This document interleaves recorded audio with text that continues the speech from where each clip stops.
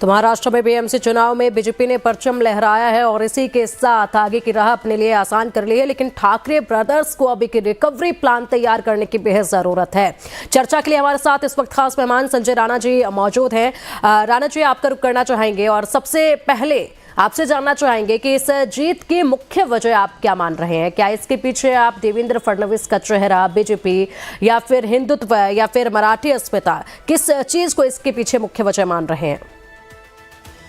देखिए, अगर इस चुनाव की बात की जाए, बीएमसी रिजल्ट की बात की जाए, तो मिला बहुत सारे कॉम्बिनेशन है। कोई एक व्यक्ति एक चीजों पे नहीं जाऊंगा। देखिए, डेवलपमेंट है ही है, नेतृत्व है ही है, स्ट्रेटेजी है ही है, प्लानिंग है ही है, तभी जाकर के जीत बन पाई है। लोगों का विश्वास, देखिए मराठी मानुस क्या होता है, जो आदमी महाराष्ट्र में रहता है या मुंबई है तो मुंबई कर है, वो एक तरह से मराठी है। और मराठी और गैर मराठी क्या होता है बताइए? देवेंद्र फडणवीस साहब क्या मराठी नहीं है? भारतीय जनता पार्टी के बहुत सारे, हम तकरीबन सारे नेता जिनको हम लोग जानते हैं, सारे मराठी हैं। तो क्या मराठी नहीं है? एक चीज बोल देना कि मैं मराठी मानुस का प्रतिनिधित्व करता हूं। आप 5 साल तो अपने घर में बैठे रहते हो, अचानक एक दिन जागते हो, आपको मराठी मानुस याद आ जाता है। तो ये मराठी मानुस को इन लोगों ने कोई उसके लिए काम नहीं किया। देखिए, जो विश्वास मराठी मानुस का बाला साहब ठाकरे के साथ था, अगर इनकी तुलना की जाए तो इनके साथ उनका विश्वास नहीं। उसके बहुत सारे कारण हैं।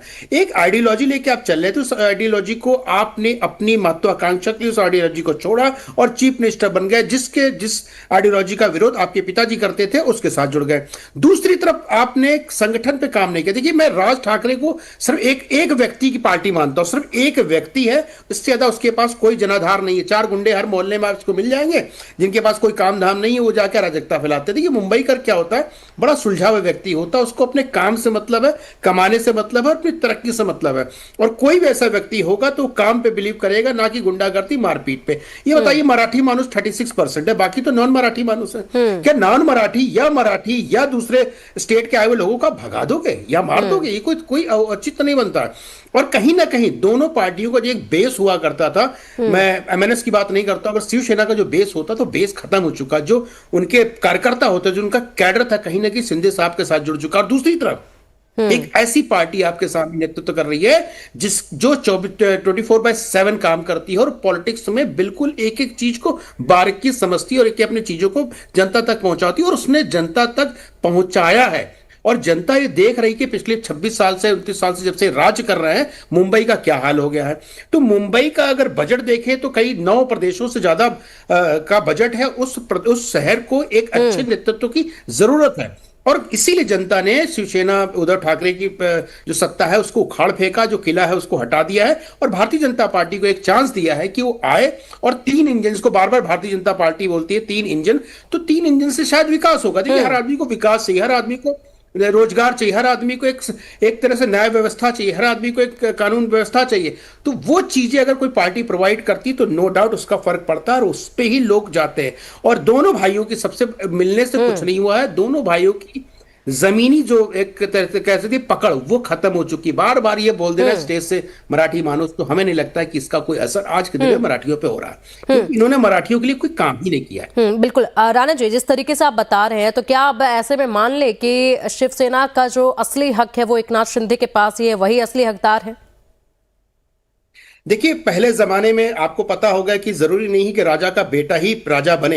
एक उत्तराधिकारी कोई योग्य व्यक्ति बनता था। और नो डाउट शिंदे साहब एक योग्य व्यक्ति हैं। वो बाला साहब ठाकरे की जो आइडियोलॉजी थी, बाला साहब ठाकरे का जो संगठन था, बाला साहब ठाकरे की जो सोच थी, उसको जनता तक पहुंचा और उनके साथ जुड़े रहे।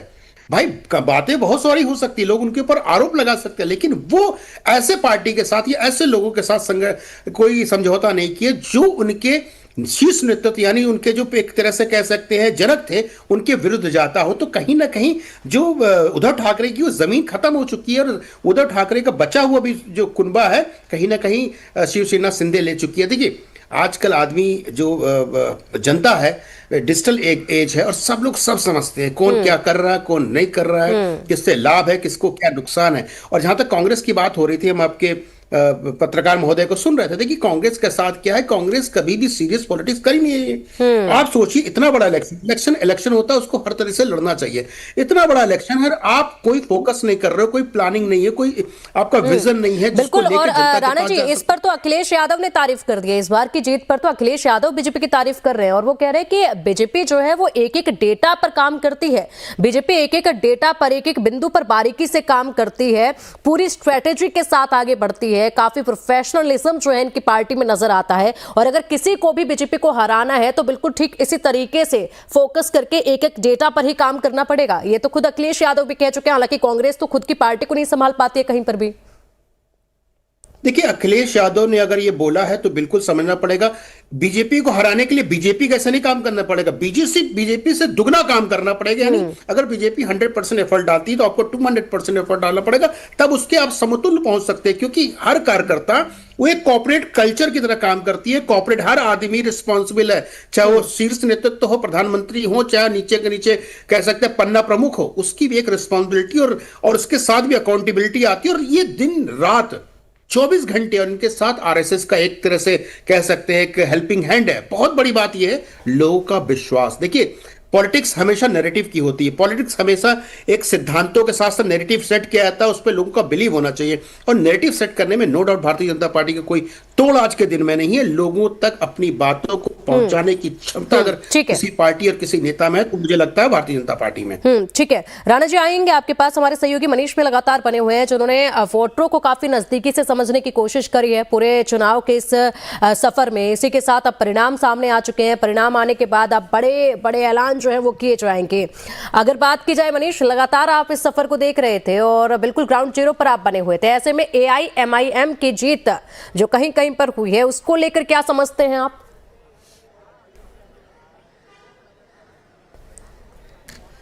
पिंकी, देखिए जो ओवैसी साहब की जो पार्टी है उसकी जो जीत हुई है वहां पर जो कुछ सीटें मैंने देखी वहां पर ऐसा नहीं था कि बीजेपी का कैंडिडेट जीत रहा था। ज्यादातर जहां पर MIM के जो कैंडिडेट खड़े थे वहां पे समाजवादी पार्टी के कैंडिडेट भी खड़े थे, वहां अजित पवार के NCP के कैंडिडेट भी खड़े थे, वहां कांग्रेस के भी कैंडिडेट खड़े थे। तो कुछ जो ऐसे इलाके हैं जहां पर लग रहा था कि वो वोटर्स बीजेपी को ना वोट करके उन्हें वोट करेंगे, तो ऐसी जगहों पर भी जो कैंडिडेट जो है इन पार्टियों के खड़े थे। जैसे मैं कुछ मानखुर्द की बात कर लूं, उल्लासनगर की बात कर लूं, चाहे फिर मैं वर्सोवा की बात कर लूं, मुंबई में भी कुछ ऐसे इलाके हैं, बांद्रा में भी कुछ ऐसे इलाके हैं, तो उन पर भी जो है नजर थी सबकी। अब आप देखिए कि ये जो चाहे वो अलग अलग जगहों से जो जीत करके आए हैं उन सीटों पर जो है AIMIM के जो कैंडिडेट हैं उनके लिए भले ही खाता खोला हो, उन्होंने भले ही जीता हो, लेकिन उससे बाकी जो सत्ता में बैठी पार्टी है जिसके खिलाफ वो बयानबाजी करते हैं उनको कोई बड़ा नुकसान नहीं हुआ है। अगर थोड़ा डिटेल एनालिसिस करें तो अगर उन्होंने कैंडिडेट जीते भी हैं तो वो ऐसी पार्टियों को जीते हैं जो कांग्रेस के हों या जहां से अजित पवार की NCP की सीट आ सकती थी वहां से उन्होंने निकाले। आप देखिए कि मैंने पहले भी कहा था कि अजित पवार की NCP मुंबई में बहुत बड़े लेवल पर लड़ रही थी लेकिन सीटें उनकी नहीं निकली। ऊपर से आप पुणे देखिए, पुणे जो NCP का गढ़ है, अजित पवार की NCP का गढ़ है, शरद पवार की NCP का गढ़ है, पिंपरी चिंचवाड़ जहां से पश्चिमी महाराष्ट्र का ये जो पूरा इलाका है वहां पर NCP का गढ़ है। लेकिन इस बार बीजेपी ने पुणे में भी कमाल किया, वहां भी उन्होंने सीटें निकाल के दिखाई हैं। इसीलिए मैं कह रहा था कि क्या इस बात का अंदाजा अजित पवार को पहले से था कि बीजेपी पुणे में और पिंपरी चिंचवाड़ में ग्राउंड लेवल पे काम कर रही है, तो ऐसे में शरद पवार के साथ हाथ मिला लिया जाए ताकि NCP का गढ़ उनके हाथ से ना छीने। लेकिन वहां पे भी देखिए हाथ मिलाने के बावजूद पिंपरी चिंचवाड़ में बीजेपी ने वहां पर ज्यादा सीटें निकाली हैं और पुणे में भी बीजेपी ज्यादा सीटें लेकर के आई है। तो ये मुसीबत अजित पवार के लिए बढ़ाने वाली भी है, पश्चिमी महाराष्ट्र की मैं बात कर रहा हूं खासतौर पे। तो इन तमाम एनालिसिस को जी ठीक है बिल्कुल मनीष, ऐसे में बहुत बड़ा बदलाव जो है इन सीटों पर भी नजर आया। फिलहाल बहुत शुक्रिया आपका इन तमाम जानकारियों के लिए। और चलिए अब आपको कुछ प्रतिक्रियाएं सुनाते हैं। राजनीतिक हस्तियों की प्रतिक्रियाएं लगातार सामने आ रही हैं, क्या कुछ कहा जा रहा है सुनते हैं। महाराष्ट्र में महानगरों पे नगर निगमों के जो चुनाव हुए हैं और उसके जो अप्रत्याशित सफलता मिली है भारतीय जनता पार्टी के नेतृत्व में महायुति को, ये एक इतिहास है नया, ये लोगों की आकांक्षा है। प्रधानमंत्री नरेंद्र मोदी जी के विकास के राजनीति पर और उन पर जो विश्वास है, नेतृत्व पर विश्वास है, उस विश्वास का और देवेंद्र फडणवीस और उनके नेतृत्व में पूरे महायुति ने और भारतीय जनता पार्टी ने जिस तरह से काम किया उसका ये विजय है। मित्रों, आप सभी ने देखा कि आज महाराष्ट्र नगर निगम में भारतीय जनता पार्टी और हमारे गठबंधन सहयोगियों के साथ महायुति ने शानदार सफलता अर्जित की है। यह दर्शाता है कि प्रधानमंत्री श्री नरेंद्र मोदी जी के नेतृत्व में भाजपा और एनडीए के प्रति स्वीकार्यता उत्तरोत्तर बढ़ रही है। मात्र कुछ दिन पूर्व केरल नगर निगम चुनावों में तिरुवनंतपुरम में पहली बार हमने बहुमत पाया था।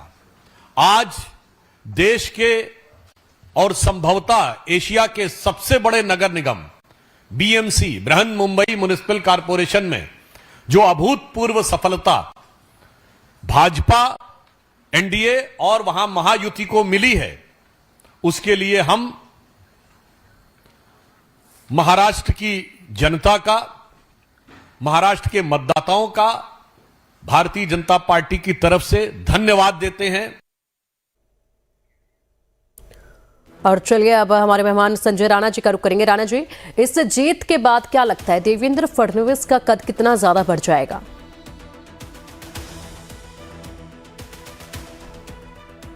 देखिए, जहां तक बात हो रही थी देवेंद्र साहब की, देखिए भारतीय जनता पार्टी ने 2-3 नेताओं को बहुत तेजी से सेकंड लाइन लीडरशिप जो होती है वो डेवलप किया। उसमें से देवेंद्र साहब का एक नाम है। उत्तर प्रदेश में आप जानती हैं, यहां हम सब बैठे हुए हैं, वहां भी योगी जी है और हेमंत विश्व शर्मा आसाम में बैठे हुए हैं, और तीसरा नंबर जो है देवेंद्र साहब का। तो देवेंद्र साहब ने जिस तरह से पार्टी को उभारा है, देखिए 2019 के बाद से जिस तरह से भारतीय जनता पार्टी और महाराष्ट्र में उथल पुथल मची हुई थी, उसको देखने के बाद कभी किसी ने सोचा नहीं था कि इतनी बंपर जीत विधानसभा में होगी। उसके बाद बीएमसी में जीत पाना जो एक तरह से करिश्मा ही है। और करिश्मा कौन कर सकता है? जब नेता बहुत सुदृढ़ हो, बहुत ही सशक्त हो, उसकी विजन बहुत क्लियर हो, उसको काम करने की शक्ति हो और उस काम को समझता हो। तो सारे कॉम्बिनेशन है। नो डाउट महाराष्ट्र को एक नेता मिल चुका है जिसका एक चेहरा है, और वो कहीं ना कहीं नरेंद्र मोदी साहब को एक तरह से सपोर्टिंग हैंड हो गया। तो सब चीजें को कॉम्बिनेशन, और देवेंद्र फडणवीस नो डाउट, महाराष्ट्र एक बहुत बड़ा स्टेट है और इतने बड़े स्टेट को चलाना और बीएमसी को जीतने के बाद तो उनका कद ऑटोमेटिक बढ़ जाएगा। लेकिन हाँ, अगर बात की जाए पूरे देश में तो 3 ही नेता है, मैंने आपको गिनाया, 3 नेताओं में एक नेता का नाम आता है। तो कई महीने में देवेंद्र साहब का कद बहुत बढ़ चुका है, बहुत बढ़ गया, क्योंकि जिस तरह से उन्होंने चुनाव को, विधानसभा हो चाहे बीएमसी हो चाहे लोकसभा का चुनाव, जिस तरह से प्रदर्शन रहा है, तो वो किसी भी तरह से नकारा नहीं जा सकता। उस प्रदर्शन पे आपको अप्रिशिएट करना पड़ेगा, कहीं ना कहीं मोहर लगानी पड़ेगी कि वो व्यक्ति के अंदर क्षमता है कि डिलीवर कर सके, और उसने डिलीवर करके दिखाया। और बीएमसी का भाई इतना बड़ा किला फतेह करना, किला को ढा देना, शिवसेना को खत्म कर देना, एक तरह से किला ढाना मतलब शिवसेना खत्म कर देना जो उद्धव ठाकरे साहब की है, और बना लेना सरकार। अभी तो आपके जर्नलिस्ट बोल रहे थे पुणे की, देखिए मुंबई में एनसीपी का कोई गढ़ नहीं रहा है, क्योंकि हम तो मुंबई में हमने पढ़ाई की है। तो पुणे साइड में, औरंगाबाद साइड में गढ़ एनसीपी का रहा, उसमें जाकर के बीएमसी ने जिस तरह से अपना पताका फहराया है। नो डाउट अजीत दादा पवार सोच रहे होंगे कि बीजेपी से अलग करेंगे, हमारा गढ़ है, में जीत जाएंगे, लेकिन उनकी कभी कभी कैलकुलेशन गलत है, क्योंकि जमीन के से जुड़ करके काम करने की भारतीय जनता पार्टी और आरएसएस की आदत है, जो कभी आपको ऊपरी सतह पे पता नहीं चलती है, लेकिन अंदर वो धीमे से काम करते रहते हैं और आपको पता भी नहीं लगने देते हैं। और बाकी अपोजिशन पार्टी चाहे कोई भी हो, चाहे इनके गुट में हो ना गुट में हो, वो क्या है, सीजनल पार्टी है। मैं उनको सीजनल बोलता हूं। पॉलिटिक्स बदल चुकी है। आप सोचोगे कि मैं कल आऊं और हाथ हिलाऊं जीत जाएंगे, नहीं, आपको कल भी आना पड़ेगा, परसों भी आना पड़ेगा, रोज आना पड़ेगा और रोज हाथ हिला के जनता से मिलना पड़ेगा, तभी आपके जनता आप पे विश्वास करेगी। अदरवाइज जनता आप पे विश्वास नहीं करेगी। समय बहुत तेजी से बदल रहा है, इन राजनीतिक पार्टियों की सोच भी बदलने की बहुत जरूरत तेजी के साथ बदल रहा है। इसी के साथ जो पुराने तरकीब थी वो अब काम नहीं कर रही है धरातल पर, यह भी समझना होगा। जिस तरीके से पहले की तरकीब को सिर्फ जुबानी शब्दों से जीतने की कोशिश करते थे, वो अब कहीं असर नजर नहीं आता है। काम ही जो है वो देखा जा रहा है। जिस तरीके से कहा भी गया है देवेंद्र फडणवीस की तरफ से, एकनाथ शिंदे की तरफ से, कि प्रैक्टिकल चीजों पर अब जनता फोकस कर रही है, ना कि शब्दों पर या फिर इमोशंस पर। सर बने रहिएगा हमारे साथ, आगे जानने की कोशिश करेंगे कि अब विपक्ष के पास पॉलिटिकल रिकवरी प्लान क्या हो सकता है। पुणे, नागपुर से लेकर नासिक तक हर तरफ बीजेपी का जलवा आज देखा जा रहा है, और रात जो है यूं ही जश्न में बीतने वाली है महाराष्ट्र में। जिस तरीके से ये जश्न शुरू हुआ है, अब देखिए प्रतिक्रियाएं सामने आ रही हैं। शिवसेना का क्या कुछ कहना है, सुनते हैं एक बार।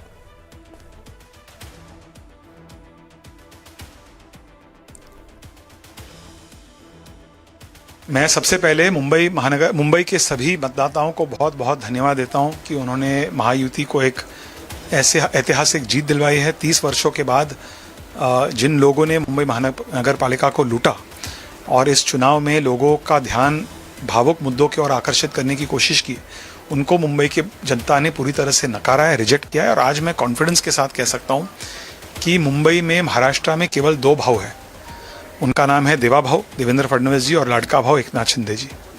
मित्रों, आप सभी ने देखा कि आज महाराष्ट्र नगर निगम में भारतीय जनता पार्टी और हमारे गठबंधन सहयोगियों के साथ महायुति ने शानदार सफलता अर्जित की है।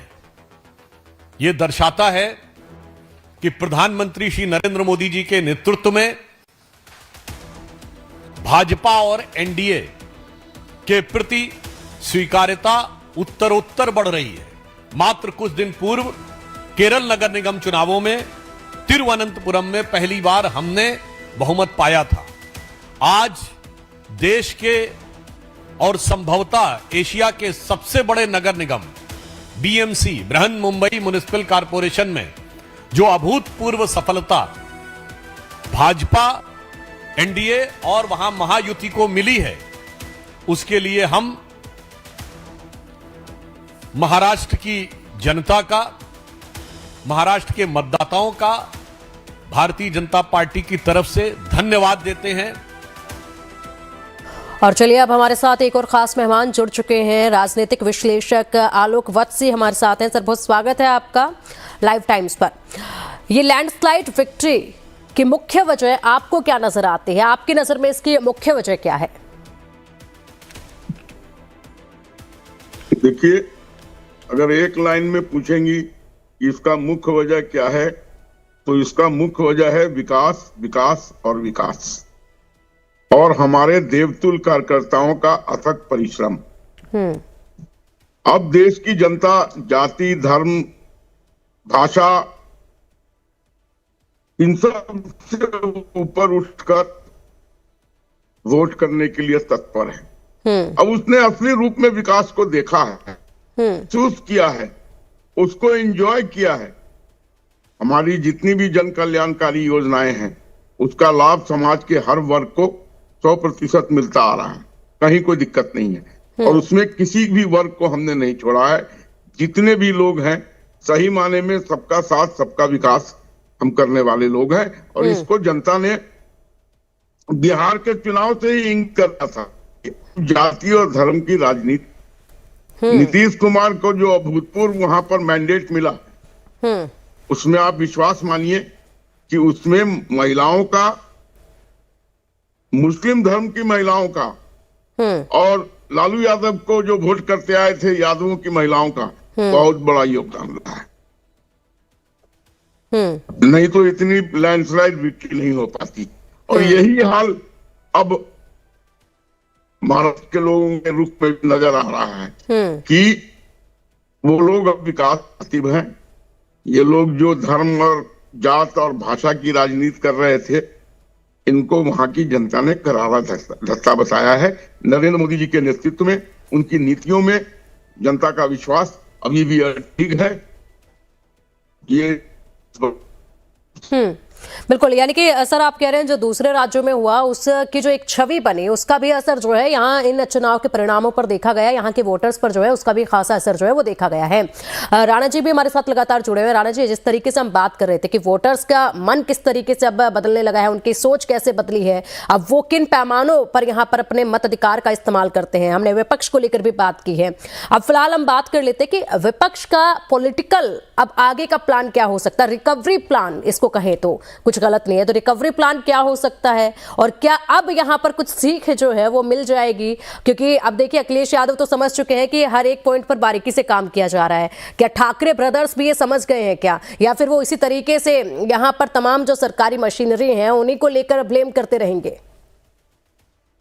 देखिए, अगर अखिलेश जी की बात की है तो नो डाउट अखिलेश यादव जी के पिता जमीन से जुड़े हुए नेता थे और अखिलेश जी काफी कुछ चीजों को समझते हैं, राजनीति की जो उनकी पकड़ है तब भी as compare to Thackeray brothers बहुत अच्छी है। जहां तक उद्धव ठाकरे की बात है, उद्धव ठाकरे साहब कभी पॉलिटिशियन थे ही नहीं। उनको ऐसा लगता है जबरदस्ती पॉलिटिक्स में ला करके बैठा दिया गया है। देखिए कोई भी काम अगर आप जबरदस्ती से करोगे तो कहीं ना कहीं असफलता मिलेगी। तो पूरा जो इक्वेशन है होना चाहिए था किसी और को, लेकिन क्या है आज भी जो पॉलिटिक्स कर रहे हैं वो 1969 की इनके पिताश्री द्वारा स्टार्ट किए गए थे 1969 में कि लुंगी को भगाओ बॉम्बे से। लेकिन लुंगी को भगाओ 1969 का अलग था और लुंगी को लाओ 2025 और 2026 का अलग होता। देखिए पूरा देश बदल रहा है, तो आपको समझना पड़ेगा कि मानसिकता बदल रही है, डेमोग्राफी बदल रही है, लोगों के विचार बदल रहे हैं, लोगों की सोच बदल रही है, लोगों की आशाएं बदल रही हैं। उसके अनुकूल काम करना पड़े। आप क्या सोच रहे हो कि हमारे पापा कभी सक्सेसफुल हो गए थे तो उसके हिसाब से हमें भी चलना चाहिए।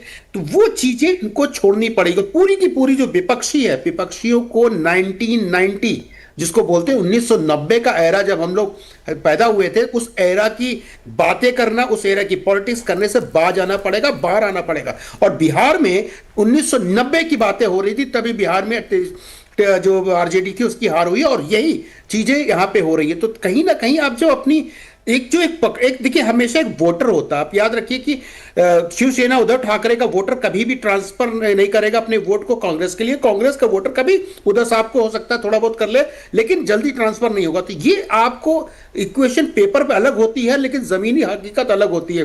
तो जमीन पे आपको जुड़ना पड़ेगा, जनता के लिए लड़ना पड़ेगा और जनता के मुद्दों की बात करनी पड़ेगी। मशीनरी को कि भैया जो वो लगता है क्या कलर लगता है वो आजकल पानी मिला दे रहे हैं, बिल्कुल। यानी कि बिल्कुल राणा जी, बिल्कुल राणा जी, यानी कि अब जनता को आपके परिवार में क्या चल रहा है, भाई भाई में क्या चल रहा है, उससे मतलब नहीं है, उन्हें सिर्फ अपने मुद्दों से मतलब है। तो वो एकजुटता आपकी कहीं काम नहीं आएगी, वो मत दिखाइए, वो देखना नहीं चाह रही अब जनता। ये एक साफ तरीके से संदेश जो है वो दे दिया गया है।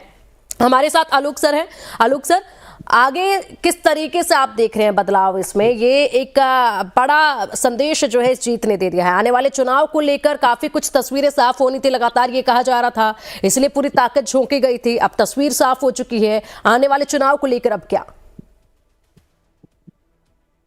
देखिए अब ट्रिपल इंजन की सरकार बन गई है तो जिम्मेवारियां भी बढ़ गई हैं, आकांक्षाएं भी बढ़ गई हैं, उस पर हमें खरा उतरना पड़ेगा। उसके लिए ही हम जाने जाते हैं, जिसके कारण हम दोबारा तिबारा चौथी बार 5वीं बार हम राज्यों में रिपीट हो रहे हैं और सेंटर में भी 3 बार रिपीट हो चुके हैं। तो उसके लिहाज से हमारे लोगों को कमर कसना पड़ेगा,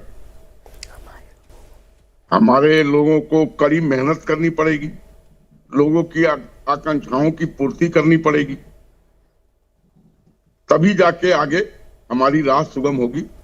जनता ने अभूतपूर्व मैंडेट दिया है, हर स्टेज पे दिया है।